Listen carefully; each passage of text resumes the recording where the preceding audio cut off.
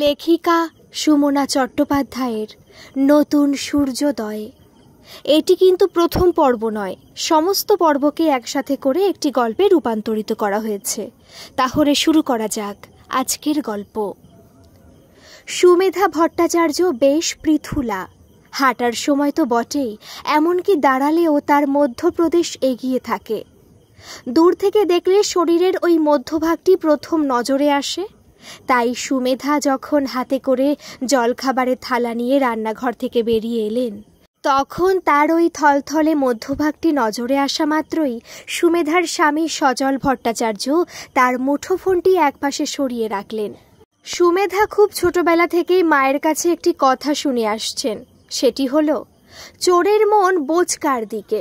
এই কথাটা এখন এই মুহূর্তে আবার তার স্মরণে এলো, কারণ তিনি বেশ বুঝতে পারছেন তার কাছ থেকে ফোনটিকে আড়াল করার জন্যই ওই ঘোরেল বুড়ো আগেভাগে ফোনটাকে নিরাপদ দূরত্বে সরিয়ে রাখলেন। পা টিপে টিপে আসছিলেন সুমেধা, তবু শয়তান বুড়ো ঠিক টের পেয়েছে। এমনিতে সুমেধা যে মোটেই সন্দেহবাতিগ্রস্ত নন এবং কোনো কুটকাচালের মধ্যে থাকতেও যে তিনি পছন্দ করেন না, সে কথা তিনি সুযোগ পেলেই আত্মবিশ্বাসের সঙ্গে উচ্চস্বরে ঘোষণা করেন। কিন্তু মিনা এসে যদি বকবক করে, তাহলে তিনি তার কথা না শুনে মিনার কথার উত্তর না দিয়ে থাকেনই বা কী করে?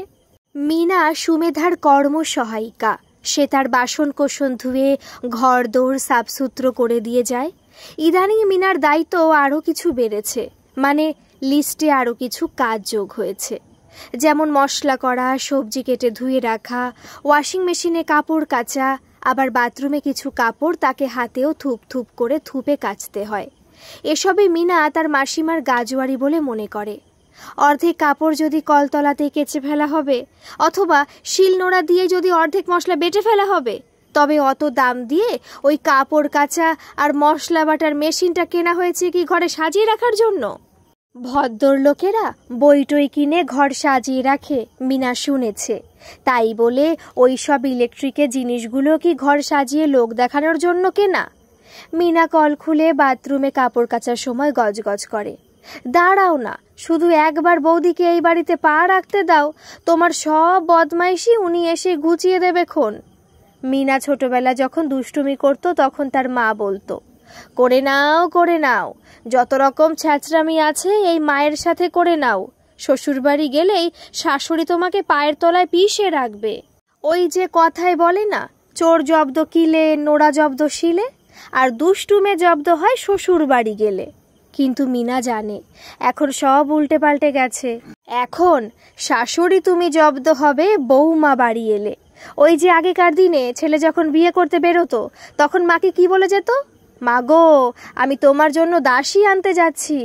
এখন আর সে যুগ নেই, এখন ছেলেরা বলে, মা গো, আমি তোমার জন্য মেয়ে আনতে যাচ্ছি।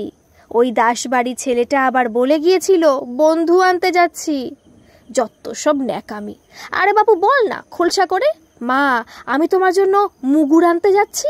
মুগুর বলে মুগুর? বাপ রে বাপ, দাসবাড়ির বউটা এসেছে, এই সবে 3 মাস হয়েছে কি হয়নি, শাশুড়িকে মুখের ওপর বলে দিল। মা সারাদিন ধরে বসে বসে ওই তেল মশলায় রান্না না করে মাঝে মাঝে এই ঘরগুলোতে একটু সাবান জল দিয়ে মুছতেও পারেন, তাতে ঘরটাও পরিষ্কার হবে আর আপনার ভুঁড়িটাও কমবে। বয়স তো কম হলো না আপনার, আর কতদিন রান্নাঘর আগলে বসে থাকবেন আপনি? এবার রান্নাঘরটা ছাড়ুন, আমাকে আমার সংসারটা নিজের মতো করে একটু গুছিয়ে নিতে দিন। কথাটা বাসন মাজতে মাজতে ভট্টাচার্য মাসিমাকে গল্প করেছিল মিনা। শুনে বুড়ির কি মিটিমিটি হাসি দেখে মিনা মনে মনে বলেছিল, ঘুটে পড়ে গোবর হাসে। আরে দাঁড়াও না, কদিন পরে তোমার মুগুরও আসছে। এখন মেয়ে ছেলে মানেই হলো ফোনা তোলা কেউটে সাপ। নিজের মেয়ে তো আছে মিনার, দেখতেই পাচ্ছে, একটা কথা বললে সঙ্গে সঙ্গে তাকে 10 কথা শুনিয়ে দেয়।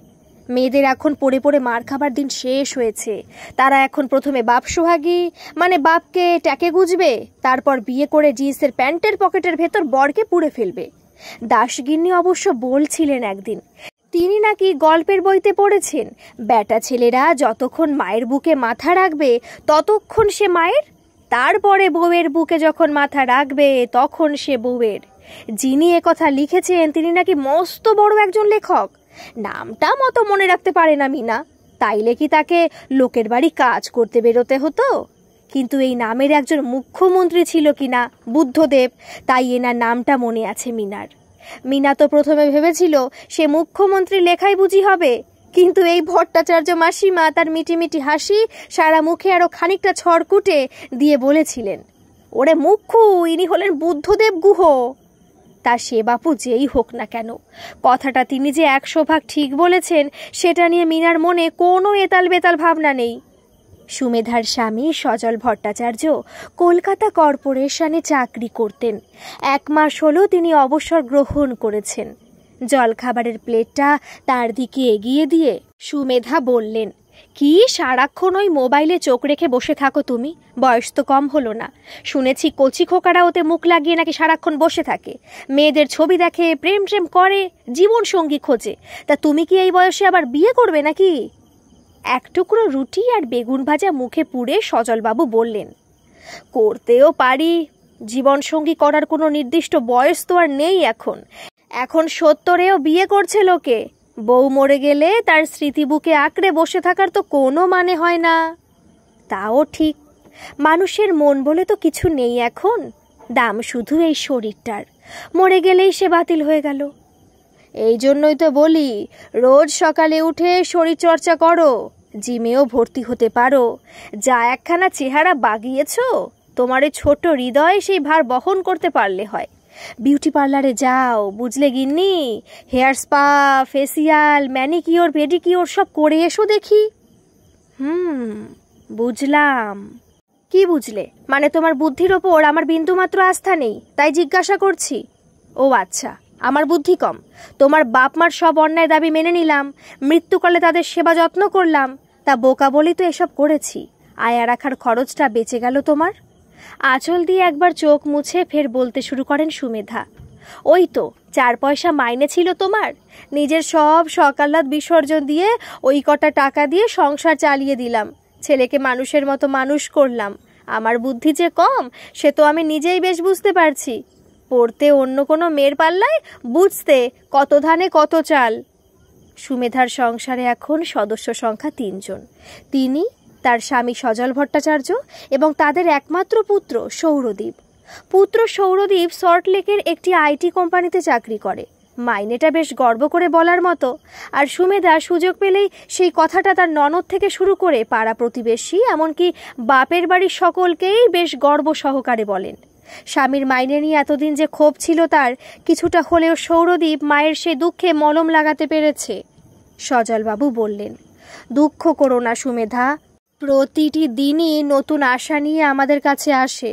কি পাওনি, কি দিতে পারিনি আমি তোমায়, সেসব ভুলে গিয়ে নতুন করে বাঁচো। মনে রেখো, মনের শান্তিটাই হলো আসল। টাকা থাকলেই সবসময় সুখী হওয়া যায় না। সজল ভট্টাচার্য জানালা দিয়ে বাইরে তাকালেন। শীত শেষ, আকাশের সূর্য এখন গনগনে উত্তাপ ছড়িয়ে গরমকাল যে এসে গেল সে কথা জানান দিতে চাইছে। কলেজে পড়ার সময় বন্ধু বান্ধবীদের সাথে তিনি এরকম চৈত্রে ঠাঠা রোদে অনায়াসে মাইলের পর মাইল হেঁটে যেতে পারতেন। এখন একটু হাঁটলেও হাঁপ ধরে তার। কিন্তু আবার যদি কখনো একসাথে জড়ো হতে পারেন সেই পুরনো বন্ধু আর বান্ধবীদের সাথে, তখন কি আগের মতো আবার উচ্ছল হয়ে উঠতে পারবেন তিনি? এই ফেসবুকের মাধ্যমে আরও একবার কি যোগাযোগ হতে পারে না কাজল, তুষার, সুব্রত, সুদীপ্ত, রঞ্জিত, ইন্দ্রজিৎ, সুপ্রদীপ, বিপাশা, জুলি অথবা স্মৃতিকণার সাথে? সেই কলেজ লাইফের মতো সবাই মিলে একসাথে আবার যদি শান্তিনিকেতন ঘুরে আসা যায়। শান্তিনিকেতন কি এখনো আগের মতোই আছে? নিশ্চয়ই না, সব কিছুরই তো বদল ঘটেছে। তাহলে রবি ঠাকুরের শান্তিনিকেতনে কিছু পরিবর্তন ঘটতেই পারে। তা সে যাই হোক না কেন, খুব ভোরবেলা ঘুম থেকে উঠে ওদের সাথে আর একবার গিয়ে যদি সজল বসতে পারেন কোপাই নদীর তীরে, তাহলে অবশ্যই সেটা তার জীবনে নতুন সূর্যোদয়ের শুভেচ্ছা বার্তা নিয়ে আসবে। রাত্রে ডিনার সার্ভ করে সুমেধা বলল, আজ আমার ছোট মাসি ফোন করেছিল। রুটিতে চিকেনের ঝোল মাখিয়ে মুখে পুড়ে সজল বললেন, সে তো প্রায়ই করে, একবার ফোন করলেই তো 2 ঘন্টার আগে তোমাদের কথা শেষ হয় না। তা আমাদের কি এখন পুরো কনভারসেশনটা শুনতে হবে নাকি? কোনো রকমে মুখের হাসি চাপল সৌরদীপ। মা যে প্রচণ্ড রেগে গেছে সেটা মায়ের মুখ দেখেই বোঝা যাচ্ছে। কিন্তু এখন হাসা চলবে না, তাহলে মায়ের মাথা আরও গরম হয়ে যাবে। মার সঙ্গে এখন অনেক ইম্পর্টেন্ট কথা আছে সৌরদীপের। মাথা ঠান্ডা রেখে এখন মাকে তেল দিয়ে চলতে হবে। মাকে রাগিয়ে দিয়ে যে বাবা কি আনন্দ পায় কে জানে। বাবার দিকে ছদ্ম গাম্ভীর্য নিয়ে তাকালো সৌরদীপ। তারপর বাঁ হাত বাড়িয়ে মায়ের কবজি স্পর্শ করে মাকে কিছু একটা বলে সান্ত্বনা দিতে যাবে সৌরদীপ, তখনই তার ফোন বেজে উঠল। সুমেধা তির্যক দৃষ্টিতে ছেলের ফোনের দিকে তাকালেন। অপরাধীর মতো মুখ করে মায়ের দিকে তাকালো সৌরদীপ। সরি মা, just 1 minute. Sourodip call receive করতেই ফোনের ওপ্রান্তে উত্তেজিত মহিলা কণ্ঠ বলে উঠল, কিরে আন্টিকে বলেছিস? বলছি। এখনো বলিসনি? এত হেজিটেট করছিস কেন? ম্যাডাম, আমাদের কি 24 আওয়ার্স অফিস নিয়ে কথা বলতে হবে? এখন আমি আমার বাবা মায়ের সাথে ব্যক্তিগত আলাপচারিতায় ব্যস্ত আছি, আপনার কথা আমি পরে শুনবো। হি হি করে হেসে উঠল নীলাঞ্জনা। আপনি করে বলছিস কেন রে? আঙ্কেল আন্টি সামনেই আছেন বুঝি? তোর দ্বারা কিচ্ছু হবে না, ভিতুর টিম একটা। কোনোদিন বলতে পারবি না তুই। সানডে ইভিনিংয়ে আমি চলে যাব তোদের বাড়ি, যা বলার আমি নিজেই বলবো। আপনার যা খুশি করুন ম্যাডাম, যা স্টেপ নেবার ইচ্ছে হয় নিন, আমি এখন ফোন ডিসকানেক্ট করছি। টেবিলের ওপর মোবাইল রেখে দিল সৌরদীপ। ছেলে বেশ মেজাজ নিয়ে অফিসের বসের সাথে কথা বলেছে দেখে হাসি ফুটেছে সুমেধার মুখে। আবার ভয়ও যে একেবারে করছে না তাও নয়। যতই হোক বেসরকারি চাকরি, মাইনেও অনেক, মুখ দেখে তো আর টাকাটা দেবে না। সুমেধা জানেন এরা পারলে 18 ঘন্টা কাজ করিয়ে নেয়। কিন্তু অফিসে নিশ্চয়ই তার ছেলের পায়ের তলার মাটি বেশ শক্ত। অতি অবশ্যই সব দিক বুঝে সৌরদীপ জুৎসই উত্তর দিয়েছে। মনে মনে বেশ এক প্রকার তৃপ্তি অনুভব করলেন সুমেধা। যাক, ছেলে অন্তত তার বাপের মতো মিনমিনে হয়নি। পুরুষ মানুষ একটু তেজ না থাকলে কি মানায় নাকি? সুমেধা সৌরদীপ থুড়ি তার আদরের দীপুর পিঠে হাত রেখে বললেন, বেশ করেছিস দীপু, চাকরি করছিস বলে কি সব সময় হাত জোর করে থাকতে হবে নাকি? বলেই সজলের দিকে তাকালো সুমেধা। দেখো ছেলেকে দেখে শেখো, কিরকম ম্যাডামকে কড়া কথা শুনিয়ে দিল দেখেছো? তোমার তো মেয়েদের গলা পেলেই ভয়ে গর্তে ঢুকে পড়ার মতো অবস্থা হয়। সজল গলা খাকারি দিল। স্ত্রী সুমেধা থুড়ি সুমিকে উদ্দেশ্য করে বলল, তা ঠিক বলেছ সুমি, তোমার ছেলে একেবারে যাকে বলে পুরুষ সিংহ। এদিক দিয়ে আমি তার নখের যোগ্য নই, কিন্তু একটা কথা ভেবে দেখেছো সুমি, তোমার ছেলে কিন্তু ম্যাডামের ফোন ধরতে 1 মিনিট দেরি করেন না। সে মুখে খাবার নিয়েই হোক অথবা কোমোডে বসেই হোক। সুমেধা মুখ বেঁকালেন। কথার কি ছিরি? সজল ঠোঁট ওল্টালো। আজকাল তোমার ছেলে বাথরুমেও ফোন নিয়ে ঢুকছে কি না তাই বললাম। বলেই ছেলের দিকে তাকালো সজল। তা হ্যাঁ রে, তাকে যা খুশি স্টেপ নিতে বলে দিলি। কাল যখন অফিসে যাবি আবার মারধর করবে না তো? সৌরদীপের বিষম খাবার মতো অবস্থা হলো। সুমেধা অস্থির হয়ে উঠলেন। ছেলের পিঠে হাত বুলিয়ে মাথায় ফু দিতে লাগলেন। সজলের দিকে এমনভাবে তাকালেন যেন পারলেই এক্ষুনি তাকে ভস্ম করে দেবেন। আমার ছেলেকে কি তুমি শান্তিতে একটু খেতেও দেবে না? সারা জীবন আমার হাড় মাস জ্বালিয়ে খেয়ে মন ভরেনি তোমার? সৌরদীপ বাবার দিকে আর চোখে তাকালো। বাবা কি কিছু সন্দেহ করেছেন? সৌরদীপ ঠিক করলো রাত্রের খাওয়া মিটে গেলে মা যখন কিচেনে এটা সেটা কাজে ব্যস্ত থাকবে তখন বাবার কাছেই প্রথম ফাঁস করবে নীলাঞ্জনার কথা। নইলে ওই মায়ের ছোট মাসি যে কি উদ্দেশ্যে বারবার ফোন করছে কে জানে। মা সরে যেতেই বাবার কাছে এসে দাঁড়ালো সৌরদীপ। সজল তখন ড্রয়িং রুমে বসে টিভি চালিয়ে নিউজ চ্যানেল দেখছেন। বিভিন্ন রাজনৈতিক দলের সমর্থকদের মধ্যে তখন চেঁচামেচি তর্কাতর্কি তুঙ্গে উঠেছে। সৌরদীপ সাউন্ড ভলিউম একটু বাড়িয়ে দিল। সজল ভুরু কুঁচকে তাকালো। কি হলো, এত জোরে দিলি কেন? সৌরদীপ সমস্ত সাহস একত্রিত করে কোনো রকমে বলল, বাবা, রবিবার দিন নীলাঞ্জনা আসবে বলছে আমাদের বাড়িতে। সজল হাসল। অবশ্যই আসবে, আমি তো বেশ কয়েকদিন ধরে এই কথাটা শুনবো বলেই অপেক্ষা করছি। সৌরদীপ কুণ্ঠিত স্বরে বলল, কিন্তু মা কি অ্যালাউ করবে? বিয়ের আগে নীলাঞ্জনা আমাদের বাড়িতে আসবে, মা কিভাবে নেবে বিষয়টা আমি ঠিক বুঝতে পারছি না বাবা। দিনকাল বদলেছে, নতুন যুগে মেয়েরা তার হবু শ্বশুর বাড়িতে এসে শ্বশুর শাশুড়ির সঙ্গে আলাপ করছে। এই পরিবর্তনটা আমার কিন্তু বেশ লেগেছে। তুমি চাপ নিও না, আমি তোমার মাকে বুঝিয়ে বলবো। নিশ্চিন্ত হয়ে মাথা নেড়ে নিজের ঘরে চলে গেল সৌরদীপ। সৌরদীপ চলে যাবার পর টিভি বন্ধ করে নিজের ঘরে গিয়ে আরাম কেদারায় বসে বুদ্ধদেব বসুর উপন্যাসের পাতায় চোখ রাখল সজল। একটু পরেই ঘরে ঢুকল সুমেধা। সজলের হাত থেকে বইটা নিয়ে উল্টে দেখে সুমেধা বলল, এই বয়সে কোথায় রামকৃষ্ণ কথামৃত পড়বে, তা না রাত ভরে বৃষ্টি। আশ্চর্য লোক বটে তুমি। আরে বাবা, মানুষ যেটা পড়ে আনন্দ পাবে সেটাই তো পড়বে। কথামৃত নিশ্চয়ই পড়ব, তাই বলে বয়স হয়ে গেছে বলে বুদ্ধদেব বসুর রাত ভরে বৃষ্টি অথবা বুদ্ধদেব গুহর মাধকরী পড়তে পারবো না? মনটাকে প্রসারিত করো সুমি, নয়তো যুগের সঙ্গে তাল মিলিয়ে চলতে অসুবিধে হবে তোমার। এখন শাশুড়ির সাথে মানিয়ে চলার দায় ছেলের বউয়ের একার নয়। নিজেকে সহজ করে অহংকার মুক্ত হয়ে এগিয়ে আসতে হবে তোমাকেও। তাকে আপন করে নেওয়ার দায়িত্ব তোমারও কিছু কম নয়। মনে রেখো কথাটা। সামনে রবিবারই নীলাঞ্জনা আসছে। সুমেধা এলাচের দানা চিবোতে চিবোতে থেমে গেলেন। হতবাক এবং বিমূঢ় হয়ে সজলের দিকে তাকালেন। একটু দম নিয়ে বললেন, নীলাঞ্জনা আসছে? কে নীলাঞ্জনা? তোমার হবু বৌমা। বলো, ছেলের প্রেমিকা? তা দীপু তোমাকে এখনই বলল কথাটা বুঝি? ছেলে তাহলে নিজের বউ পছন্দ করে ফেলেছে? ভালো কথা, কিন্তু বিয়ের আগে সে এ বাড়িতে আসবে কেন? আমরা দেখতে যাব তাকে। সে তোমার ছেলে যতই হুঙ্কার ছাড়ুক সুমি, তার ম্যাডাম মনে হয় তোমার এই প্রস্তাবটা মেনে নিতে পারবেন না। তুমি এতে সায় দিচ্ছ? হ্যাঁ, দিচ্ছি। আচ্ছা সুমি, তুমিও তো একটা মেয়ে, সত্যি করে ভেবে বলো তো, বিষয়টা ভালো লাগছে না তোমার? এবার থেকে গোধূলি বেলায় মেয়ের আর সাজগোজ করে পুতুলের মতো বসবে না পাত্রপক্ষের সামনে? মাথা হেট করে হাত কচলে হবু কুটুম্বের সামনে মেয়ের বাপ আর দাঁড়াবে না? মেয়ের মায়েরা মেয়েকে জন্ম দেবার অপরাধে মিষ্টির প্লেট সাজাতে বসবে না? মেয়েরা মাথা উঁচু করে এসে দাঁড়াবে তার হবু শ্বশুর বাড়িতে, যেখানে থাকবে সে সেই বাড়িটাকে, বাড়ির মানুষগুলোকে নিজের চোখে মেপে দেখে যাচাই করে নেবে। এভাবেই হয়তো ধীরে ধীরে বদল আসবে গোটা সমাজে। মানুষের মনের আকাশে নতুন সূর্যোদয় ঘটবে। রোজ খুব ভোরে উঠে হাঁটতে বেরুন সজল।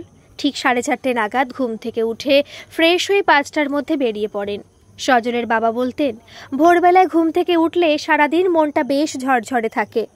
বাবার এই উপদেশটা সারা জীবন মনে রাখবে সজল। সুগার প্রেশার এখনও সজলের কাছে ঘেঁষতে পারেনি। চেহারা যা রেখেছেন তাতে তো তাকে অনায়াসে এখনও 52 অথবা 53 বলে চালিয়ে দেওয়া যায়। প্রায় 6 ফুটের কাছাকাছি লম্বা সজল, এক মাথা চুল, বেশ হ্যান্ডসাম চেহারা। একসময় মেয়েরা তাকে দেখলেই তার প্রেমে পড়ে যেত। কলেজে পড়ার সময় সজল পাড়ার একটি মেয়েকে পড়াতে যেতেন। মেয়েটির নাম ছিল কেয়া মৈত্র। কেয়া এমন নতমুখে তার সামনে এসে বসত যে সজলের মনে হতো যেন তিনি কেয়াকে পড়াতে আসেননি, বিয়ের পাত্রী পছন্দ করতে এসেছেন। হাসি পেত সজলের। আসলে মেয়েরা তখনও বিয়ে করে সংসারী হওয়াকেই নিজেদের একমাত্র ডেস্টিনেশন বলে মনে করত। কিন্তু যুগ এখন বদলেছে। এখনকার দিনের মেয়েরা বেশ হিসেবি। নিজের পায়ে না দাঁড়িয়ে তারা বিয়ের জালে জড়াতে চায় না। এ যুগের মেয়েরা খোলামেলাভাবে মিশতেও পারে সকলের সাথে। প্রেম আর বিয়ের বাইরে যে জগৎ একটা আছে সেটা তারা বুঝতে শিখেছে। ফেসবুকে একটি 25 বছরের মেয়ের সঙ্গে বন্ধুত্ব হয়েছে সজলের। অঙ্কিতা যখন তাকে বন্ধু বলে সম্বোধন করে বেশ মজা লাগে সজলের। সজল একবার তাকে বলেছিলেন, আমি কিন্তু তোমার বাবার মতো, তাই আঙ্কেল বললেই তো ভালো হতো। অঙ্কিতা তাকে বলেছিল, age is just a number dear. আর তাছাড়া বাবাও আমার সবচেয়ে ভালো বন্ধু ছিলেন। সজল বলেছিল, ছিলেন কেন বলছো অঙ্কিতা? তোমার বাবা কি এখন তোমার সঙ্গে থাকেন না? মেসেঞ্জারে ভিডিও কলে অঙ্কিতা মৃদু হেসে বলেছিল, তিনি আর নেই বন্ধু, চলে গেছেন তারার দেশে। কথাটা বলতে গিয়ে সেই টুকরো হাসির আড়ালে অঙ্কিতার মুখ দুঃখে বিবর্ণ হয়ে গিয়েছিল। অঙ্কিতাকে দেখে খুব কষ্ট হয়েছিল সজলের। বলেছিলেন, পৃথিবীতে বাবা মায়ের কোনো বিকল্প হয় না, তাই তোমাকে সান্ত্বনা জানাবার ভাষা আমার জানা নেই অঙ্কিতা। তবে চেষ্টা করবে সবসময় হাসি মুখে থাকার। জেনে রাখবে, বাবা মা যেখানেই থাকুন না কেন আমাদের আনন্দে থাকতে দেখলে তারা সবচেয়ে বেশি সুখী হন। এরপর তারা দুজনে নীরব ছিলেন কিছুক্ষণ। স্তব্ধতা ভেঙে সজল বলেছিলেন, আচ্ছা অঙ্কিতা, তাহলে কি তুমি তোমার মায়ের সঙ্গে থাকো? সজল কথা বলতেই রাগে ফেটে পড়েছিল অঙ্কিতা। ওই স্বার্থপর মহিলার নাম আর কোনোদিন আপনি আমার সামনে মুখে আনবেন না। সজল যার পরনাই অপ্রস্তুত হয়েছিলেন। নিজের অজান্তে তিনি কি আবার মেয়েটাকে আঘাত করে ফেললেন? কার ভেতরে যে কি দুঃখ লুকিয়ে আছে সে কথা বোঝা খুবই শক্ত। সজল বলেছিলেন, এত রাগ করতে নেই মা, তাহলে সেটা তোমার নিজেরই ক্ষতি। রাগ থেকে তো শরীরে যত অসুখের উৎপত্তি হয়। একবার একটু হাসো তো দেখি মা। ও না, সরি, বন্ধু। জিভ কেটে বলেছিলেন সজল। হেসে ফেলেছিল অঙ্কিতা, বলেছিল শুভরাত্রি বন্ধু। সজল বলেছিল আমার গিন্নি আবার এখনই এসে পড়বেন। 25 বছরের একটি মেয়ে আমাকে বন্ধু বলছে শুনলে তিনি আমাকে আস্ত রাখবেন না। অঙ্কিতা বলেছিল আমাকে আন্টির সাথে আলাপ করিয়ে দাও বন্ধু। সজল বলেছিল নিশ্চয়ই দেব। লন্ডন থেকে হুশ করে উড়ে চলে এসো কাল সকালে, মানুষই তো পাখি। অঙ্কিতা এক চোখ বন্ধ করে হেসে বলেছিল সো কিউট। অঙ্কিতার সাথে মাঝে মাঝে কথা হয় সজলের, অবশ্যই সুমেধাকে লুকিয়ে, কারণ সুমেধা যে অঙ্কিতাকে দেখলেই নাক সিটকাবে সে কথা সজল জানে। মেয়েটা যে অত্যন্ত ডেপো সে কথা সজল নিজেও জানেন। তবু কি এক আকর্ষণী শক্তি যেন মেয়েটির দিকে সজলকে চুম্বকের মতো আকর্ষণ করে। মনে পড়ে স্মৃতিকণার কথা। স্মৃতিকণার চোখ দুটিও ঠিক এরকম ভাবুক গোছের ছিল। সজল স্মৃতিকণাকে কণা বলে ডাকতেন। কলেজের সামনে মাঠে বসে তিনি স্মৃতিকণাকে বলেছিলেন তুমি কি কবিতা লেখো কণা? স্মৃতিকণা বলেছিল হঠাৎ এ প্রশ্ন, তুমি লেখো বুঝি? ইচ্ছে করে খুব, কবিতা লিখব, কবি হব, কত নাম ডাক হবে আমার, কিন্তু কিভাবে যে লিখব সেটাই বুঝতে পারি না। ছন্দ থাকতে হবে, মন কাড়া অনুভূতি, বলিষ্ঠ ভাবনা, সুগঠিত ভাষার বিন্যাস, আরও কত রকম শর্ত আছে কে জানে। কিচ্ছু জানো না তুমি।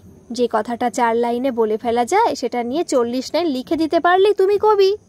ফিচেল হেসে ঠিক অঙ্কিতার মতোই এক চোখ বন্ধ করে কণা বলেছিল তুমি অত্যন্ত অসভ্য। সজল বলেছিল কেন, আমি কি কিছু ভুল বললাম? আমার কথাটা ঠিক কি না তুমি আমাদের কলেজের হিস্ট্রির বিশাখা ম্যামকে জিজ্ঞাসা করতে পারো। শুনেছি বিশাখা ম্যাম কবিতা টবিতা লেখেন। সজল উঠে দাঁড়িয়েছিল। আমার কাউকে কিছু জিজ্ঞাসা করার দরকার নেই। তুমি বরং পারলে নিজের মেন্টালিটি চেঞ্জ করার চেষ্টা করো।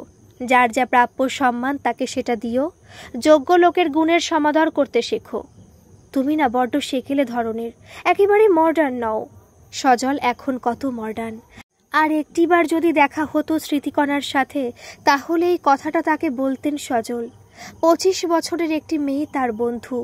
সুমেধাকে আড়ালে রেখে তিনি অঙ্কিতার সাথে কথা বলেন। অঙ্কিতাকে তার খোলা জানলা বলে মনে হয়, তার দমবন্ধ করা প্রাত্যহিক জীবনের এক টুকরো আকাশ। সমাজের গোড়া সংস্কারপন্থীরা হয়তো এর মধ্যে পরকীয়ার গন্ধ খুঁজবেন। সুমেধা অথবা দীপু তাদের সম্পর্কটাকে কি চোখে দেখবেন তা তিনি জানেন না। কিন্তু সজল তার এই ছোট্ট বন্ধুটির এলোমেলো বাচালতাকে উপেক্ষা করার দুঃসাহস কিছুতেই দেখাতে পারবেন না। আজ থেকে মোটামুটি 40 বছর আগে স্মৃতিকণার যে আচরণগুলো সজলের কাছে সীমাহীন ঔদ্ধত্য বলে মনে হয়েছিল, আজ যেন সেগুলোকেই তার বেশ উপভোগ্য বলে মনে হয়।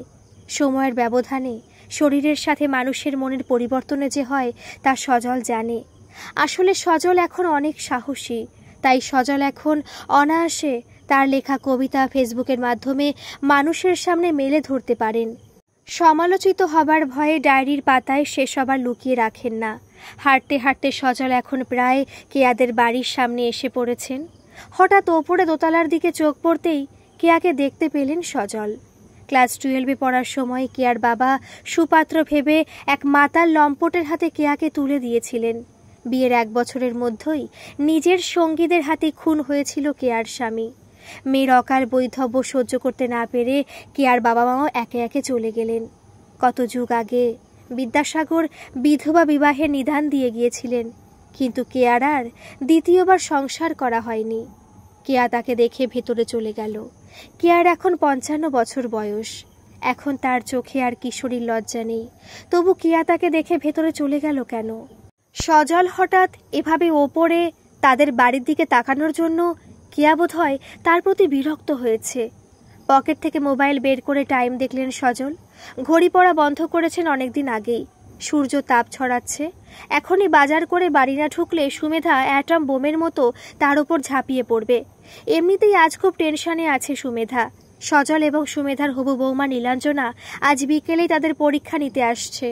আজকের সূর্যোদয়টা সত্যিই অন্যরকম।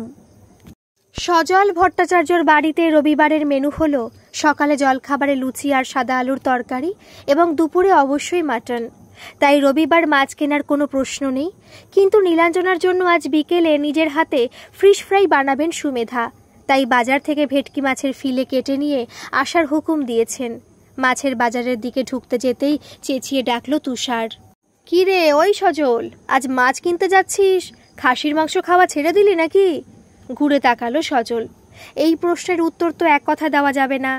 রাস্তার মাঝখানে দাঁড়িয়ে গল্প শুরু করে দিলেন।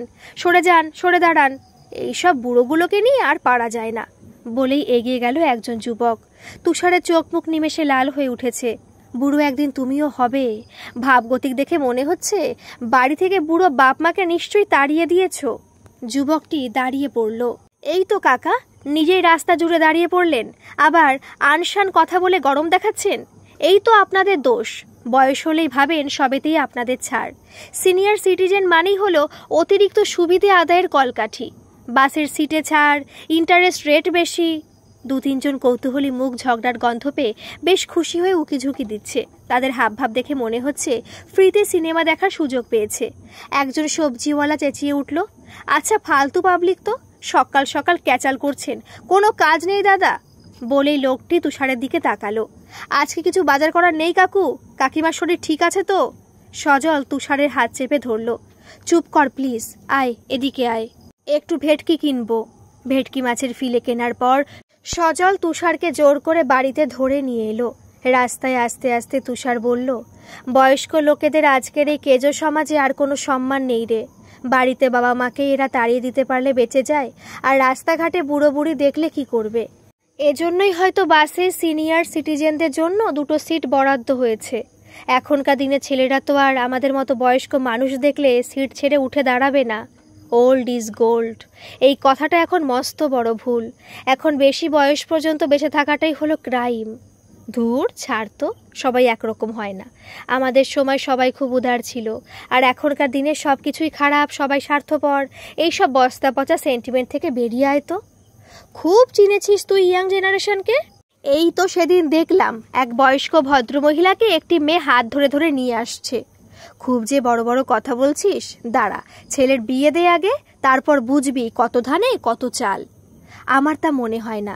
আমার মনে হয় আমরা বৃদ্ধ হলেও যদি নিজেদের একটা কাজের জগৎ তৈরি করে ফেলতে পারি, তাহলে আর ছেলে বা তার বউয়ের বিষয়ে নাক গলানোর টাইম পাবো না। অন্যের ধারণায় আঘাত না করলেই প্রতিটি সম্পর্ক সুন্দর রাখা সম্ভব বলে আমি বিশ্বাস করি। অবশ্য অনেকটাই সুমেধার ওপর নির্ভর করছে। আমি তাকে শুধুমাত্র গাইড করতে পারি। এতটা আত্মবিশ্বাস ভালো নয় ভাই। আরে কথায় কথা যে তোর বাড়ি চলে এলাম রে। আমি এখন চলি কেমন? বাড়ির দরজা পর্যন্ত নিয়ে এসে তোকে ছেড়ে দেব ভাবলি কি করে? আয় ভেতরে আয়। বলেই দরজায় বেল দিল সজল। সুমেধা দরজা খুলে সজলের হাত থেকে বাজারের ব্যাগ নিল। তারপর জোর করে মুখে হাসি টেনে বলল, আসুন দাদা আসুন, 1 কাপ চা খাবেন তো চিনি ছাড়া? সুমেধা ঘোরতর সংসারী মানুষ। তার সংসারে ভাত রুটি লুচি কোনো কিছুই বেশি হবার জো নেই, আর এই কারণেই সে তার শ্বশুর মশাইয়ের ভীষণ প্রিয় ছিল। আবার সুমেধার এই স্বভাবের জন্যই পাড়ায় এবং আত্মীয়দের অনেকেই তাকে কৃপণ বলে। সজলকেও কেউ দোষারোপ করতে ছাড়ে না, কারণ সজলই সংসারের কর্তা। তাই স্ত্রীর যাবতীয় দোষগুণের দায় তাকেই মাথা পেতে নিতে হবে। সজল একবার কাশল, তারপর বলল, শুধু চা কেন সুমি, তুমি আমার জলখাবারটা এখানে পাঠিয়ে দাও, সঙ্গে একটা খালি প্লেট। কলেজের ক্যান্টিনে বসিয়ে 1 প্লেট খাবার আমরা 3টে প্লেটে ভাগ করতাম, আর এখন 2টো ভাগ করতে পারবো না? সুমেধার বিরক্তি লাগছিল। লোকটার 3 কাল গিয়ে 1 কালে ঠেকেছে, আর এখনো কলেজের দিনগুলোর কথা ভুলতে পারল না। কে জানে, হয়তো কোনো প্রেমিকা টেমিকা ছিল, তাই এত পিছুটান। তিনি তো আর এ তল্লাটের মেয়ে নন, জানবেন কি করে? গায়ে আঁচল টেনে হাসি মুখে সুমেধা বলল, ও মা, তা কেন? কি যে বলো না তুমি। আমি কি ক্যান্টিনের রাঁধুনি না রেস্টুরেন্টের বেয়ারা যে একটা প্লেটে খাবার বেড়ে নিয়ে আসবো আর একটা প্লেট ফাঁকা রাখবো? আপনি হাত মুখ ধুয়ে বসুন দাদা, আপনার বন্ধুর কথা যেন কিছু মনে করবেন না। সুমেধার হাসি মাখা মুখ দেখে নিজের স্ত্রীর কথা মনে পড়ছিল তুষারের। তার স্ত্রী সুপ্রীতিও এরকম হাসি মুখে থাকতো। তারপর ঘরে যেই ছেলের বউ মেঘা এলো, তারপর থেকে নিত্য অশান্তি। দোষ সুপ্রীতিরও কম ছিল না। মেঘা বাড়িতে আসতেই দুম করে সুপ্রীতি তার মুখের ওপর বলে দিলেন, তোমার বাবা তো মনে হচ্ছে আম কাঠের খাট দিয়েছেন, বাকি আসবাবগুলো তো মনে হচ্ছে সব পুরনো হাফ দামে কেনা। এসব কথা সুপ্রীতি তুষারকে আগেও বলেছেন। মেঘাকে কোনো কিছু বলতে তুষার 1000বার নিষেধ করেছিলেন। যুক্তি দিয়ে স্ত্রীকে বোঝানোর চেষ্টা করেছিলেন, ওর বাপের দেওয়া খাটে তুমি আমি তো আর শুতে যাব না। সুপ্রীতি শোনেননি। ধুর বৌদি, কলেজ তো নয়, সজল হলো আমার স্কুলের বন্ধু। আর্য বিদ্যা মন্দির থেকে সজল আমার সহপাঠী। ওর কথা আমি এক কান দিয়ে শুনে আর এক কান দিয়ে বের করে দিই। কিন্তু বৌদি জানেন তো আমার সুগার আছে, যদিও বর্ডার লাইন, তবু প্রথম থেকে সাবধান হওয়া দরকার। সুমেধা বলল, না না, মিষ্টি দেব না, শুধু লুচি আর আলুর তরকারি। ও, আলু খাওয়া তো নিষেধ। কালকে রাতের একটু ছোলার ডাল আছে, আমি ডালে মিষ্টি দিই না, ওটাই আপনাকে দিচ্ছি। বেসিনে হাত ধুয়ে রুমাল দিয়ে মুখ মুছে তুষার বলল, আজকাল সুগার হলে তো ময়দা, তেলে ভাজা, এমনকি মুড়ি পর্যন্ত খেতে বারণ করে ডাক্তার। রাখুন তো দাদা ডাক্তারের কথা, না খেতে দিয়ে মানুষকে মেরে ফেলার ধান্দা। এই যে আমাদের পাড়ার ঘোষ ডাক্তার, তার তো চোখের ওপর সাদা দাগ আছে। উনি সবাইকে রেডমিট খেতে নিষেধ করেন, অথচ নিজে খান। মিনার বোন রাধা ওনার বাড়িতে কাজ করে, সে তো সব নিজের চোখে দেখেছে। আর তাছাড়া আমি আটা ময়দা মিশিয়ে লুচি করি, অল্পই দিই ময়দা। 4টে ছোট ছোট লুচি খাবেন, তাতে এমন কিছু মহাভারত অশুদ্ধ হয়ে যাবে না। আপনি বসুন, আমি আসছি। সুমেধা 1 গ্লাস জল আর লুচির প্লেট সেন্টার টেবিলের ওপর রেখে বলল, বৌদি ভালো আছেন দাদা? গ্লাসে জল ঢকঢক করে খেয়ে তুষার বলল, আর ভালো। ছেলে আলাদা হয়ে চলে যাবার পরই তো তিনি বাতের ব্যথায় শয্যা নিয়েছেন। ডাক্তার অবশ্য বলছেন অনেকটাই মানসিক ব্যাপার। সজল বিড়বিড় করে বলল, সংসারে চেনা গণ্ডি থেকে বের করতে হবে সুপ্রীতি বৌদিকে। আস্ত একটা লুচি মুখে পুড়ে তুষার বলল, কি রে, কি বিড়বিড় করছিস? হ্যাঁ রে, তুই সেই মাছ কেনার আগে বলছিলি অনেক কথা আছে। সজল হাসল। আজ আমার হবু বৌমা তার শ্বশুর শাশুড়িকে দেখতে আসছেন, তাই তাকে আদর আপ্যায়ন করে খুশি করতে হবে তো। ছেলের সঙ্গে তিনি বর্তমানে প্রেম করছেন, তাই ছেলে দেখার পর্ব মিটে গেছে। তুষার তেমন আশ্চর্য হলো না, বলল, আজকাল এরকম অনেক বাড়িতেই হচ্ছে শুনছি। ভালোই তো, মন্দ কি?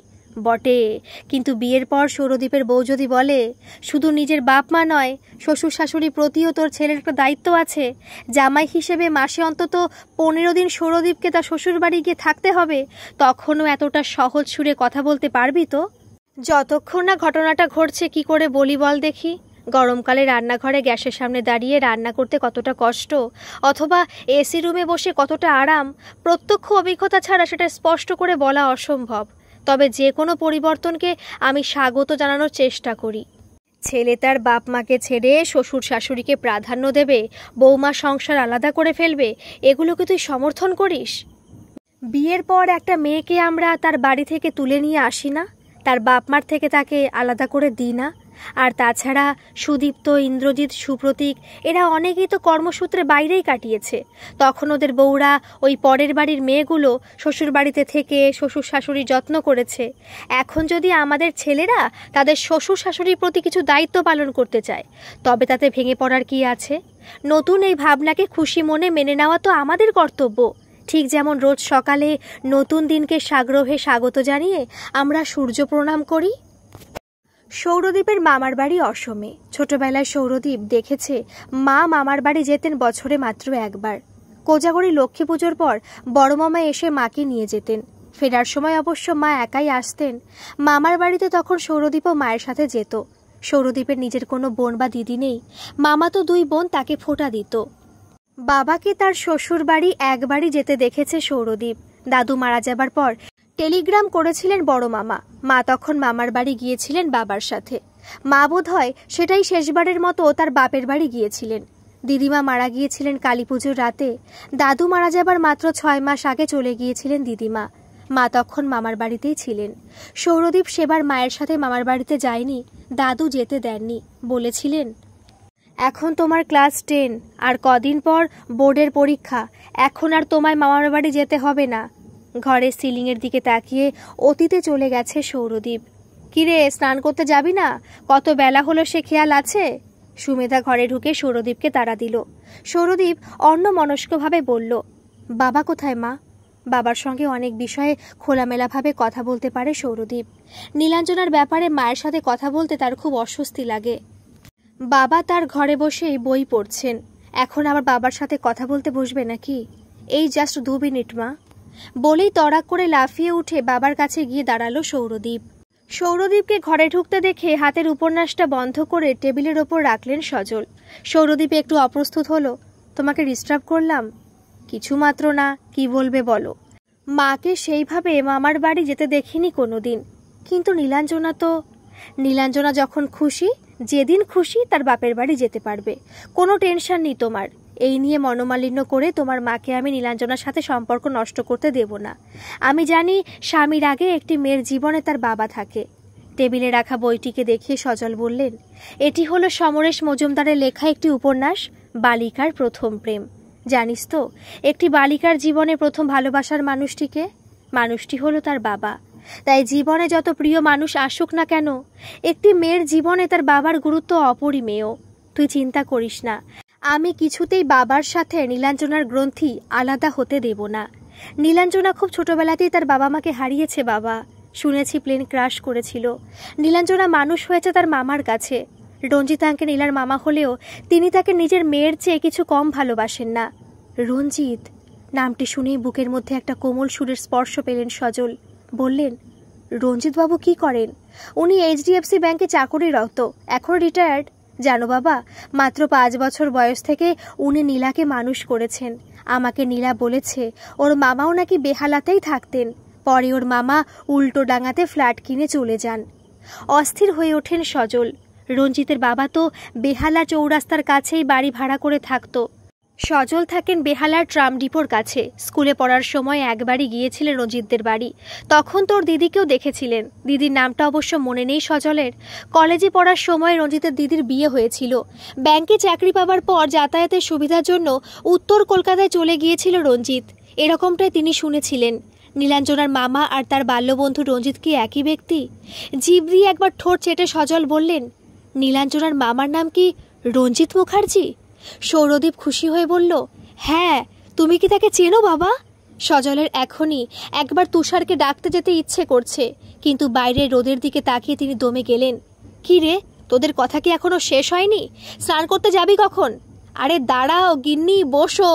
শিগগির দে দীপু, নীলার ফোন নাম্বারটা দে, কথা বলতে হবে এক্ষুনি ওর মামার সাথে। নীলাঞ্জনার ডাকনাম নীলা বুঝি? কাল থেকে আমি কেবলই ভাবছি একটা ছোট ডাকনাম না থাকলে ওই অত বড় নামটা ধরে আমি তাকে সর্বদা ডাকবো কি করে? বলেই ছেলের দিকে তাকালেন। এই, আমরা কথা বলি, তুই যা স্নান সেরে আয়। সৌরদীপ তার বাবাকে নীলাঞ্জনার নাম্বার হোয়াটসঅ্যাপ করে দিল। সজল ফোন করে নিজের পরিচয় দিতে নীলাঞ্জনা বলল, আমি বিকেল 5টাতেই যাবো আঙ্কেল। সজল বলল, রঞ্জিত বাবুকে ফোনটা দাও নীলা। মামাকে? কিছু হয়েছে আঙ্কেল? দীপ কোথায়? তুমি ভারী অবাধ্য মেয়ে তো, মামাকে ফোনটা দিতে বললাম তো। অগত্যা নীলাঞ্জনা তার মামাকে ডেকে ফোনটা তার হাতে দিল। রঞ্জিত মুখার্জি ফোন করে বললেন, হ্যাঁ দাদা বলুন, আমারই আপনার সাথে যোগাযোগ করা উচিত ছিল, কিন্তু এই বাড়িটা পেন্ট করাচ্ছি তো, তাই আর এটা সেটা ঝামেলা যোগাযোগ করা হয়ে ওঠেনি। সজল বললেন, আমাকেও একটু কথা বলার সুযোগ দেওয়া যাবে? হ্যাঁ নিশ্চয়ই। একটা কথা, আপনার গলাটা কেমন যেন চেনা চেনা। আচ্ছা, আপনার বাড়ি তো বেহালায়, আপনার নাম? ওরে আমি সজল রে, সজল ভট্টাচার্য, মনে পড়ছে কিছু? সমস্ত। আমিও যাচ্ছি তাহলে আজ তোর বাড়িতে নীলার সাথে। তুষার, সুব্রত ওরা কেমন আছে রে? ওই বয়সের ভারে আর নানা রকম দুশ্চিন্তায় দিন কাটছে। সবার সাথেই মোটামুটি যোগাযোগ আছে, শুধু তোর সাথে আর স্মৃতিকন্যার সাথে যোগাযোগ নেই। জুলি তো এখন ক্যালিফোর্নিয়াতে থাকে শুনেছি। রঞ্জিত বলল, স্মৃতিকণার সাথে আমার যোগাযোগ আছে। সল্টলেক করুণাময়ীতে ফ্ল্যাট কিনে স্মৃতিকণা একাই থাকে। বিধাননগর কলেজে প্রফেসরের চাকরি করে। তোর বাড়িতে আজ সন্ধ্যাতেই তো যাচ্ছি, গিয়ে সব বলবো খন। রঞ্জিতের সাথে কথা শেষ হবার পর তুষারকে ফোন করলো সজল, চলে আয় আজ সন্ধ্যায় আমার বাড়িতে, সারপ্রাইজ আছে। তুষার সত্যিই অবাক হয়ে গেল। আজ বিকেলে তোর বৌমা আসছে তো, আমার যাওয়া কি ঠিক হবে? না এলেই ভুল করবি, বুঝেছিস? এই কি বলতে চাস, একটু খুলে বলতো। এখন না, সন্ধ্যায় আয়, এলেই সব জানতে পারবি। তুষার বেল দিতে সজল অথবা সুমেধা দরজা খুললেন না। রঞ্জিত দরজা খুলতেই আবছা স্মৃতির ঝাঁপি হাতড়ে শিথিল হাতটা এগিয়ে দেয় তুষার। বলে, তুই তুই এসেছিস? ও তাই তাই সজল আজ আমাকে এখানে আসতে বলল। হাত ধরে ঘরের ভেতরে তুষারকে নিয়ে আসে রঞ্জিত। সজল বললেন, কিরে কেমন লাগছে? তুষার কুঞ্চিত মুখে কিশোরের মতো হাসল। ভীষণ ভালো। রোজকার তিক্ততার মধ্যে এক ঝলক ঠান্ডা বাতাস। ফেসবুক খুঁজে বের করলি বুঝি? কি বলে যে তোকে কৃতজ্ঞতা জানাবো? কৃতজ্ঞতা আমাকে জানাতে হবে না, জানিয়েও লাভ নেই, কারণ আমি যে আইসক্রিমটা বানিয়েছি তার এক কণাও তুমি পাচ্ছ না। হজম হবে না তোদের, বলে দিলাম। তুষার বলল, স্কুল কলেজে পড়ার সময় প্রায় পেট খারাপ হতো তুষারের। তখন বন্ধুরা কলেজের ক্যান্টিনে বসে চিংড়ির চপ অর্ডার করলে তুষার এভাবেই বলতো ওদের। সেই স্মৃতি মনে পড়ে গেল সকলের। সবাই মিলে হেসে উঠেছে একসাথে। সুমেধা ঘরে ঢুকে বলল, আবার পরে হাসি ঠাট্টা করবেন, এখন গরম গরম একটা ফিশ ফ্রাই খান দেখি। তুষার ভয়ে ভয়ে বলল, খাবো, আমার আবার সুগারের জন্য তেল খেতে বারণ করেছে ডাক্তার। সুমেধা বলল, খান তো দাদা, আপনারটা আমি চাটুতে খুব সামান্য তেল দিয়ে শ্যালো ফ্রাই করে এনেছি। এই দেখুন দাদা, এটাতে চিজ দিইনি আমি, মনের আনন্দে খান, কিচ্ছু হবে না। রঞ্জিত বলল, একদম ঠিক বলেছেন বৌদি, মনের শান্তিটাই হলো আসল। তুষার বলল, কিন্তু সজল, তুই যে বললি আজ ফিশ ফ্রাই হচ্ছে তোর বৌমার জন্য। রঞ্জিত বলল, ওর বৌমা আমার ভাগ্নি, বুঝেছিস? আজ দুপুরে ফোনালাপে সম্পর্কটা ফাঁস হতেই বৌমার মামার ভাগ্যে শিকে ছিঁড়ল। নীলাঞ্জনাকে নিয়ে ছাদে গিয়েছিল সৌরদীপ। ছোট থেকে ফ্ল্যাট বাড়িতে মানুষ হয়েছে নীলাঞ্জনা, মামা তাকে ছাদে উঠতে দিত না। তাই আজ সৌরদীপের সাথে নীলাঞ্জনা ছাদে উঠেছিল এক ফালি চাঁদ দেখবে বলে। ছাদ থেকে নামতে তুষারের সাথে তাকে আলাপ করিয়ে দিল সজল। নীলা তুষারকে প্রণাম করল, তারপর সোফায় বসে সজলকে বলল, আমাকে আইসক্রিম বানানো শিখিয়ে দেবে আঙ্কেল? আজই করব বাড়িতে গিয়ে। সজল বলল, একদম, হাতে ধরে শিখিয়ে দেব। সুমেধা যখন বিয়ে হয়ে বাড়িতে এসেছিলেন তখন তার কতটুকুই বা বয়স, মেরে কেটে 18। তখন রান্নায় এতটুকু অনুষ্ঠানে ত্রুটি হলে ছাড় পেত না সুমেধা। মা তাকে কিছুই শেখায়নি বলে অভিযোগ করতেন সজলের বাবা, সুমেধার শ্বশুর মশাই। আজ সেই বাড়িতেই তার ছেলের বউকে হাত ধরে নানা আধুনিক রান্না শেখাতে চান সজল। হঠাৎ একটা অনাবিল প্রশান্তি যেন ক্রমশ সুমেধার সমস্ত হৃদয় অধিকার করতে উন্মুখ হয়ে উঠল। রোজ সকালে স্নান করে সূর্য প্রণাম করার সময় ঠিক এরকমই একটা নির্মল অনুভূতি সুমেধার মনকে আবিষ্ট করে। গ্যাসের ফ্লেম কমিয়ে ঘন ক্ষীর দুধে এক হাতে ধীরে ধীরে কাস্টার্ড পাউডার মেশাতে মেশাতে সজল বলল, নীলা, এখন কিন্তু তোমাকে দুধের মধ্যে হাতা খুব জোরে জোরে নাড়াতে হবে, নইলে সমস্ত ডেলা পাকিয়ে তোমার আইসক্রিমের দফা দফা হয়ে যাবে। সুমেধা পাশ থেকে বললেন, হচ্ছে না বলে নীলাঞ্জনার হাতের ওপর দিয়ে হাতাটাকে ধরে নাড়তে লাগলেন। মিনিট 3-4 পর সজল গ্যাস অফ করল। নীলাঞ্জনা চোখ গোল করে বলল, এরপর? সজল বলল, এরপর এটা ঠান্ডা হলে ছোট ছোট আইসক্রিমের কাপে করে ফ্রিজে রাখতে হবে, এবং এরপর তুমি এটা খেতে পারবে না, কারণ এটা জমার জন্য অ্যাটলিস্ট কাল সকাল পর্যন্ত ওয়েট করতে হবে। নীলাঞ্জনা হেসে মাথা নাড়ল। এখন তোমার হাতে বানানো আর এক বাটি আইসক্রিম ফ্রিজ থেকে বের করো, আমি খাবো। আগের থেকে বানানো আইসক্রিম ফ্রিজ থেকে বের করে নীলাঞ্জনার হাতে সুমেধা দিতেই সেটার দিকে তাকিয়ে মুখ ভার করল নীলাঞ্জনা। এটাতে আরও কিছু দিয়েছো আঙ্কেল, ব্রাউন কালার।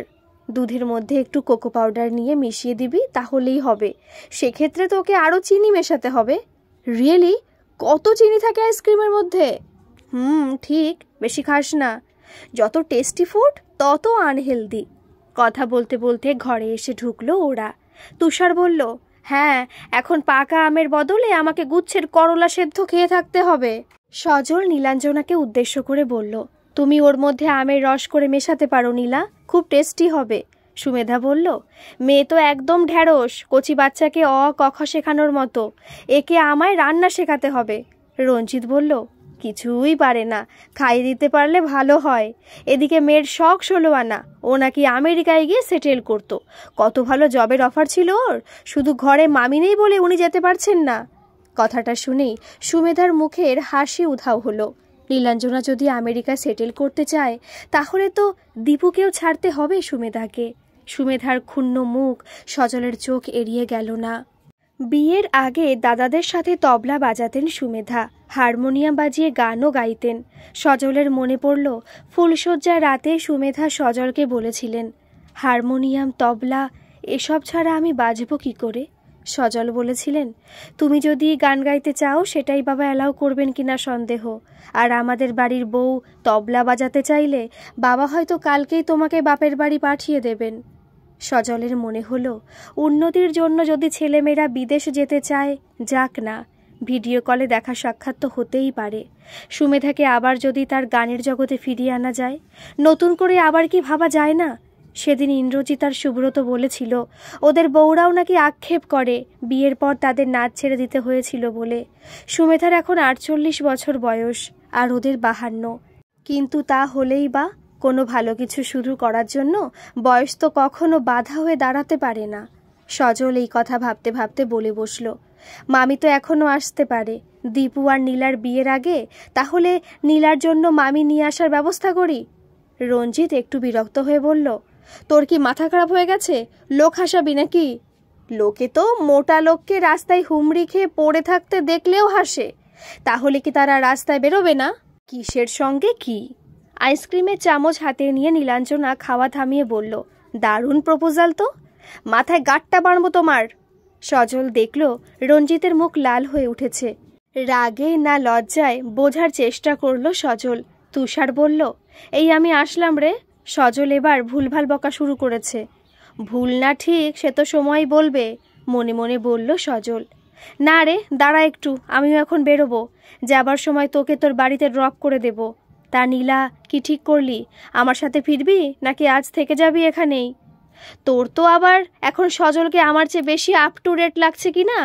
রঞ্জিতের গলায় অভিমানের সুর। সজল বলল, কি হিংসুটে রে তুই!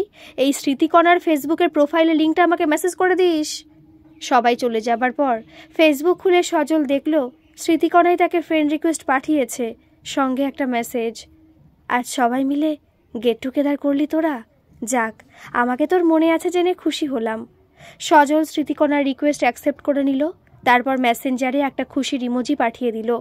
যদিও এই মুহূর্তে স্মৃতিকণার কথা ভেবে সজলের খুব খারাপ লাগছে। স্মৃতিকণা বরাবরই খুব মেজাজি, নিজে বরাবর যেটা ঠিক মনে করে সেটাই করেছে। তাই বলে এত বড় একটা কঠিন সিদ্ধান্ত কি করে নিল স্মৃতিকণা? নিজের জেদ বজায় রাখার জন্য 6 বছরের কচি মেয়েটাকে একলা ছেড়ে দিল। স্মৃতিকণার স্বামী তাকে বলেছিল প্রফেসরের চাকরি ছেড়ে, দেশ ছেড়ে, অসুস্থ মাকে ছেড়ে তাকে লন্ডনে গিয়ে থাকতে হবে। সব কিছু মেনে নিলেও মাকে ছেড়ে যাবার প্রস্তাব স্মৃতিকণা মানতে পারেনি। কিন্তু মেয়ে নাকি তার পাপাকে ছাড়তে চায়নি। মাকে সে বলেছিল, তুমি যদি দিদাকে ছেড়ে যেতে না পারো তাহলে আমি বা আমার পাপাকে একলা ছেড়ে দেব কেন? স্মৃতিকণার যুক্তি ছিল, তোমার পাপা তো এখানে ভালোই চাকরি করে, তাহলে সেই বা হঠাৎ লন্ডনে যেতে চাইছে কেন? আসলে সবটাই তোমার বাবা আর তোমার পিসির আমার বিরুদ্ধে কনস্পিরেসি। আর এই কথাটা তুমি এখন বুঝবে না, বড় হলে বুঝবে। স্মৃতিকণার মেয়ে বলেছিল, আমার বোঝার দরকারও নেই, তুমি তো আমার পড়া তৈরি করে দাও না, স্কুল থেকে এলে খাইয়েও দাও না, সব সময় তো তুমি দিদার কাছেই থাকো, আমি তো তোমার কেউই না, ভালোই বাসো না তুমি আমাকে, আমার সব কিছু তো পিসি আর পাপাই করে। স্মৃতিকণার ননদের শ্বশুরবাড়ি বেশি দূরে ছিল না। ভাইজিকে ভালোবাসার অছিলায় ক্রমশ যে তার ননদ মেয়ের থেকে তাকে দূরে সরিয়ে দিচ্ছে সেটা বুঝতে স্মৃতিকণা অনেক দেরি করে ফেলেছিল। আর কিছুদিনের মধ্যেই রিটায়ার করবে স্মৃতিকণা। সজল বুঝতে পারছে স্মৃতিকণা এখন থেকে ভীষণ একাকিত্ব বোধ করছে। যে মায়ের জন্য এত কিছু, তিনি তো আজ আর নেই। নিজের সন্তানের কাছ থেকে এখন একটু ভালোবাসা প্রত্যাশা করে স্মৃতিকণা, কিন্তু তাকে কিভাবে খুঁজবে সজল? স্মৃতিকণার কাছে তার মেয়ের নাম জানতে চাইবে, কিন্তু শুধুমাত্র নাম জেনে কিভাবে তাকে খুঁজে বের করবে? আর যদি বের করতেও পারে, এতদিনের এত অভিমান চূর্ণ করে কিভাবে পুনর্মিলন ঘটাবে ওদের? সজল তো আর ম্যাজিশিয়ান নয়। উকি দিয়ে দেখে সুমেধা বলল, কি সারাক্ষণ ফেসবুক খুলে খুটখুট করো বলো তো? দুটো কথা বলার জো নেই? ফোন রেখে সজল বলল, বলো শুনি তোমার জরুরি কথা। সুমেধা বলল, আমাকে আজ পর্যন্ত গুরুত্ব দিলে না, আমার আবার কথা। আর সংসারে কোন মেয়ে মানুষের গুরুত্ব আছে? সজল বলল, আমি কিছু বুঝতে পারছি না। সুমেধা বলল, আমি মৈত্রবাড়ির কেয়া দিদির কথা বলছি। শুনছিলাম তার ভাইপো বিয়ে করবে, সংসার বড় হবে, তাই তিনি আর তার পিসিকে সহ্য করতে পারছেন না। পিসিকে তাড়াতে পারলে বাঁচে। মিনা বলছিল খুব নাকি অশান্তি হচ্ছে, কিন্তু মানুষটা এই বয়সে কোথায় যায় বলো তো? তুষারদাও সব জানে দেখলাম, তুমি কিছু শোনোনি? সজল বলল, কই না তো, আমি তো কিছু। ওই ফোন নিয়ে বসে থেকে সমাজ মাধ্যমের বন্ধুদের নেশায় তুমি পাড়া প্রতিবেশীদেরই ভুলতে বসেছ। মিনা বিকালে এসে বলছিল কেয়া দিদি নাকি বলেছে আজ রাতেই তার গলায় দড়ি দিয়ে মরতে ইচ্ছে করছে। আমার খুব ভয় করছে জানো, কালকে সকালে সূর্য ওঠার পর কেয়া দিদিকে দেখতে পাবো তো। সূর্য তখনও ওঠেনি, পাখিদের কিচিরমিচিরের শব্দে ঘুম ভেঙেছে সজলের। মোবাইলে টাইম দেখলেন সজল, ভোর 4:30 বাজে। গতকাল রাতে দেখা স্বপ্নটা কেবলই মনে পড়ছে সজলের। সেখানে সকলের মুখে হাসি ছিল। সেদিন বাজারে যে যুবকটি অপমান করেছিল তুষারকে, সেই ছেলেটি তুষারের পায়ে হাত দিয়ে প্রণাম করছে, বলছে, কাকাবাবু, আপনি আর কাকিমা না পড়ালে আমার ছেলেটা কিছুতেই পাশ করতে পারতো না। সিনিয়র সিটিজেনদের যে কতটা প্রয়োজন আমাদের, এই সহজ কথাটাই বুঝতে দেরি করে ফেললাম। আপনি আমায় ক্ষমা করে দেবেন কাকাবাবু। তুষার আর তার স্ত্রীর মুখ খুশিতে উজ্জ্বল, প্রাণবন্ত। অসংখ্য ছাত্রছাত্রীর মধ্যে আজ তারা খুঁজে পেয়েছেন তাদের সন্তানকে। কিন্তু এটা কি কেবল স্বপ্নেই সম্ভব? তুষার আর বৌদি চমৎকার পড়া বোঝাতে পারেন। কত সময় কত দুর্বোধ্য বিষয় একেবারে প্রাঞ্জল করে তারা বুঝিয়ে দিয়েছেন দীপুকে, আরও কতজনকে। ওদের বুঝিয়ে দেবার ফলে দীপু কত সময় তুষারের ছেলের চেয়ে পরীক্ষায় বেশি নম্বর পেয়েছে।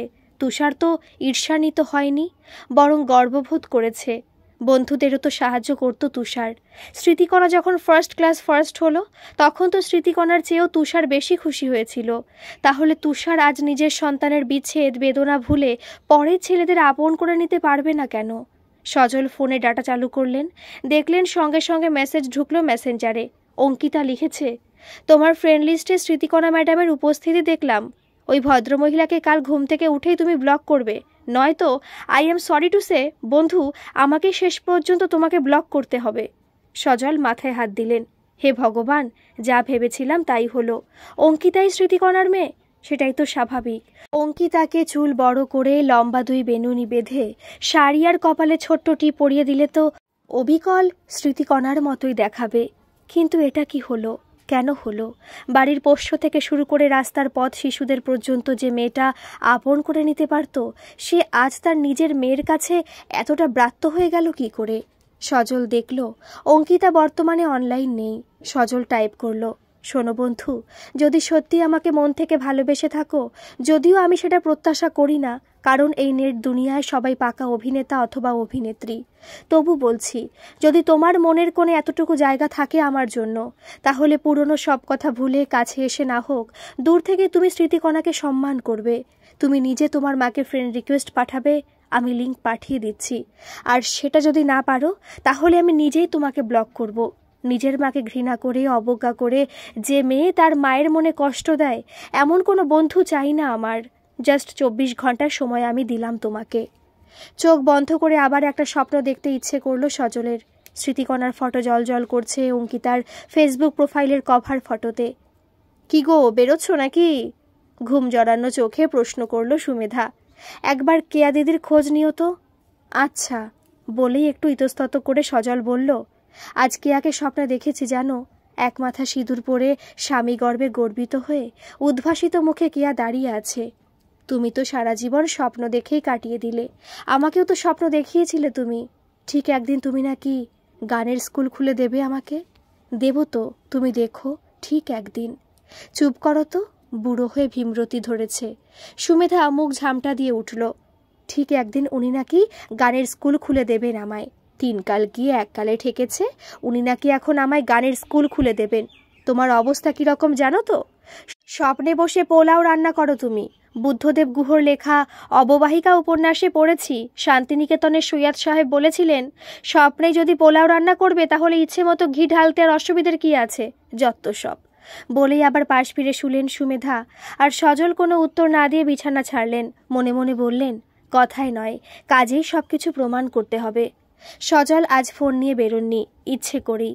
পার্কের একটা বেঞ্চে বসে সজল সূর্যোদয় দেখছেন আর ভাবছেন কিভাবে সবাইকে বিশ্ব চরাচরের এই আনন্দযজ্ঞে সামিল করবেন, যেখান থেকে তার এই ঘনিষ্ঠ জনেরা, আপন জনেরা বিচ্যুত হয়ে পড়েছে। সজলের ঘোর কাটল একটি উদ্বিগ্ন মহিলা কণ্ঠের দ্বিধাগ্রস্ত আহ্বানে। সজলদা শুনছেন? সজল একটু সরে বসে বলল, ও কেয়া, বসো এখানে। কেয়া বসল। তারপর শাড়ির আঁচল গায়ে টেনে চোখে চাপা দিল। সজল বলল, আমি শুনেছি সব, মনে মনে একটা ব্যবস্থাও ঠিক করে ফেলেছি। কেয়া যেন সমুদ্রের ঢেউয়ের ভেতর একটা ডিঙি নৌকা দেখতে পেল। বলল, কি ঠিক করেছেন দাদা? আমার এক বন্ধু বড্ড একা, তার দেখাশোনা করার দায়িত্ব যদি তোমায় দিই, পারবে তো কেয়া? হ্যাঁ হ্যাঁ, কেন পারবো না দাদা, নিশ্চয়ই পারবো। কথা বলেছেন দাদা আপনার সেই বন্ধুর সাথে? কোথায় থাকেন তিনি? আমার বয়সের কথা তাকে বলেছেন? এখন তো বুড়ি মানেই অকেজো, সমাজে বাতিল হয়ে যাওয়া জীব। তিনি রাজি হবেন তো? রাজি হবে না মানে? ব্যাটাকে কান ধরে রাজি করাবো। তুমি আমাকে 2 দিন সময় দাও। সজলের মনে হলো এই চৈত্র মাসের মাঝামাঝি আকাশের গনগনে সূর্যটার মতোই তিনি আজ উদ্দীপিত হয়ে উঠেছেন। গ্রীষ্ম, বর্ষা আর শরৎ পেরিয়ে শীত পড়েছে জব্বর। শান্তিনিকেতনে পৌষ মেলায় বেড়াতে এসেছেন সজল, তার স্ত্রী আর বেশ কয়েকজন বন্ধুকে নিয়ে। মাসখানেকে ছুটি নিয়ে লন্ডন থেকে অঙ্কিতাও এসেছে, বসে আছে তার মায়ের পাশে। এটা অবশ্য সত্যি সজলের কাছে প্রত্যাশার অতিরিক্ত। সজলের দাবি মেনে নিয়ে অঙ্কিতা যদি মেনে নেয় তার মাকে, সেটা অবশ্যই বাংলা উপন্যাসের দুর্বল প্লটের মতোই লাগে। কিন্তু সজলের আজ নিজেকে সর্বপ্রথম পৃথিবীর সবচেয়ে সফল মানুষ বলে মনে হচ্ছে। কোপাই নদীর তীরে বসে তারা আজ প্রকৃত অর্থেই ভীষণ সুখী। সুমেধা গান গাইছেন, প্রতিদিন আমি হে জীবন স্বামী। গানের স্কুলে বসে এখন তবলা বাজায় সুমেধা। ক্যালিফোর্নিয়ায় বসে ভিডিও কলে শাশুড়িকে তবলা বাজাতে দেখে কত্থক নাচে নীলাঞ্জনা। সংসারের কাজের চাপে যাদের এতদিন সুরের সাধনা করার সময় হয়নি, তারাও আসেন এই গানের স্কুলে সূর্যাস্তের পর। নির্মল আনন্দে আর এক ঝলক ঠান্ডা বাতাসে নিঃশ্বাস নেন গানের সুরে। তুষার আর তার স্ত্রী একবার আক্ষেপ করল, জানেন দাদা, ছেলেপুলেদের পড়াটা পিছিয়ে গেল, ফিরে গিয়ে বেশি করে পড়িয়ে মেকআপ দিতে হবে। সজল বলল, অবশ্যই, দায়িত্ব যখন নিয়েছ তখন তা সঠিকভাবে পালন করতে হবে বইকি। এই লোকটাকে নিয়ে না সত্যি পেরে ওঠা যায় না। রঞ্জিতের গায়ে শালটা ঠিকঠাকভাবে জড়িয়ে দিতে দিতে কেয়া বলল, গায়ে ঠিক করে শালটাও জড়িয়ে রাখতে পারো না তুমি? মাথা দিয়ে টেনে জড়াও বলছি, ঠান্ডা লেগে গেলে কে কষ্ট ভোগ করবে শুনি, তুমি না আমি? সুব্রত টিপ্পনি কাটল, কড়া শাসনে রাখার জন্যই তো সজল আপনাকে ওই অবাধ্য শিশুটির অভিভাবক নিযুক্ত করেছে। নরম সূর্যের আলো পড়েছে কেয়ার চোখে, কপালে বড় সিঁদুরের টিপ কেয়ার বয়সকে তুচ্ছ করে সগর্বে ঘোষণা করছে যে কেয়া নববধূ। জীবনের এই শেষ বেলায় তারা যেন প্রত্যেকেই যৌব রাজ্যে নতুনভাবে পা রেখেছেন। ফেসবুকে একটি গ্রুপ খুলেছেন তারা সবাই মিলে। সেখানে প্রত্যেকে তাদের না বলা কথা, অদৃশ্য চোরাবালির তলায় চাপা পড়ে থাকা সমস্ত গুণ মেলে ধরেন জনসমক্ষে। গ্রুপটি সদস্য সংখ্যা এই কয়েক মাসের মধ্যেই 50,000 অতিক্রম করেছে। কেয়ার আবদারে এবং সজল আর তার বন্ধুদের সর্বসম্মতিক্রমে গ্রুপটির নাম রাখা হয়েছে নতুন সূর্যোদয়। গল্পটি যদি ভালো লাগে প্লিজ একটা সাবস্ক্রাইব করে দেবেন, আর গল্পটি কেমন লাগলো অবশ্যই একটা কমেন্ট করে জানাবেন। ধন্যবাদ।